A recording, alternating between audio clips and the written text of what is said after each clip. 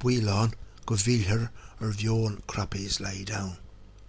Tríd is tríd, cuireadh anáilte rih Chinneó Martin McGuinness leas uachtarán hin féin, bóliú le banrin hasanna éilíse dó I méal feriste a teachtain chocaite.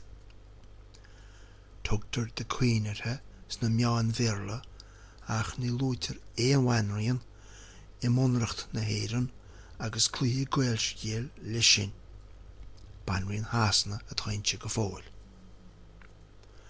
Tá aontaachtaí an tuaisceart I ghlacu le creitheadh láimhe Martin McGuinness leis an manrion, mar bhua amach samach.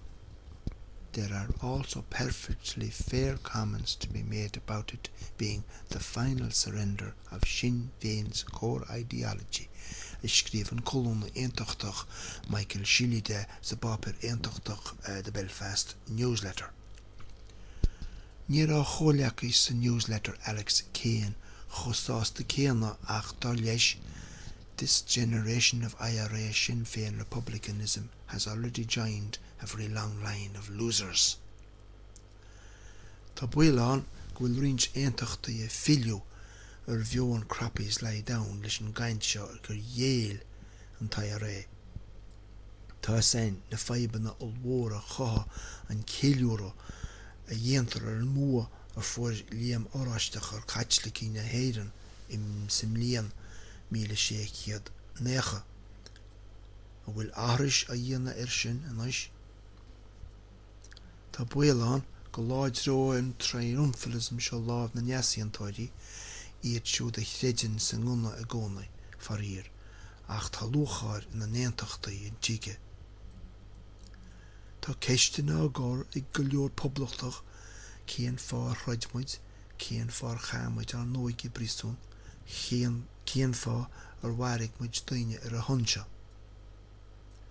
Meeting with and recognizing Elizabeth Windsor as head of the British state in Ireland is but another step along the disreputable path of reformism and one more premeditated and calculated step further away from the revolutionary goal of establishing a free, sovereign and socialist republic in Ireland, Branda McCunna, on Barty Publicach Eirigi.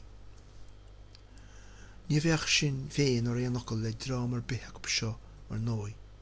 Dá leob is poblachtaí éirneacha iad go fóil agus hebí rud atá ar bunachab is ar son Gaelscéal is ar son na cúise atá se ar son éire aontaí.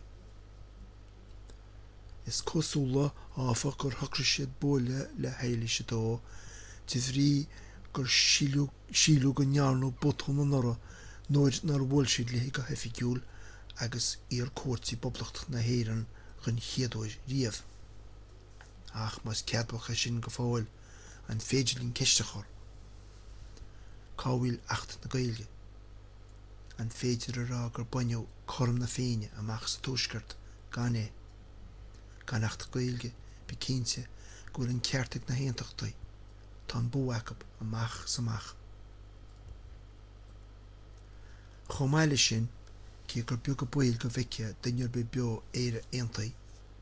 De bhrí gur beag go buil go mé rifreanán sa meán tréimhse fiú an féidirlín ceistechar.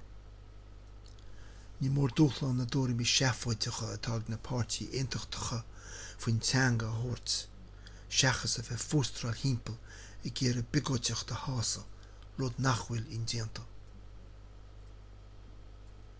Ach in dhéanaar íoparta san Gaeilge in éiring aontaí chun na héantaachtaí a hású. Íra aontaachtaí déireadh chur le héipi coslant a bheith sfáca ag an Gaeltacht, le cóiríocht á hangach, déireadh le háit na Gaeilge sa gcóras éideachais agus le stádas efigiúil na teanga. An féidirling a bheith cínte nach chuitheach siad I leithéid. Bhfuil éon choréiteach nach néanaar. Sin ceist atá hin féin ar agarts. Ná déanam is dearmad nach bhfuil éon tábhachttar le héire aontaí I gcompráid leis an tábhacht atá leis an Gaeilge.